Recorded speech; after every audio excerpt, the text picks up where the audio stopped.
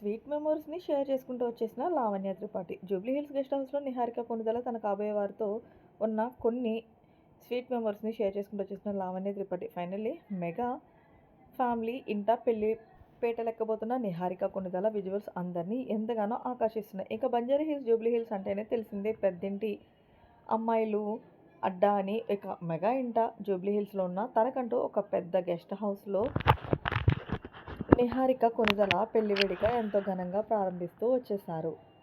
నిహారిక తన సక్సెస్‌ఫుల్ లైఫ్‌ని లీడ్ చేస్తూనే పర్సనల్ లైఫ్‌లో ఎన్నో విభేదాలను ఎదుర్కొంటూ వచ్చింది. ఎంత రిచెస్ట్ పర్సన్‌కైనా పర్సనల్ లైఫ్‌లో మాత్రం సౌభాగ్యం ఖచ్చితంగా ఉండాలనే విషయం నిహారిక ఎన్నో సందర్భాల్లో చెప్పుకుంటూ వచ్చింది. అలా తనకి ట్రెడిషనల్‌గా చీరలు కట్టుకోవడం, గాజులు వేసుకోవడం, సింధూర, కుంకుమ పెట్టుకోవడం అంటే చాలా ఇష్టం అంటూ కూడా చెప్పుకుంటూ వచ్చింది. ఆ భాగంగానే పెళ్ళికి ఎంతో ప్రాముఖ్యత ఇస్తూ వచ్చే నిహారిక కొణిదెల రెండో పెళ్లి చేసుకోవడానికి రెడీ అవుతూ కనిపించేసింది.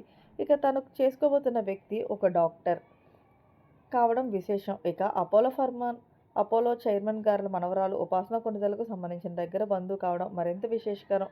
ఫైనల్లీ నిహారిక కొణిదెల డాక్టర్ బాబు పెళ్ళంగా మారిపోతుంది.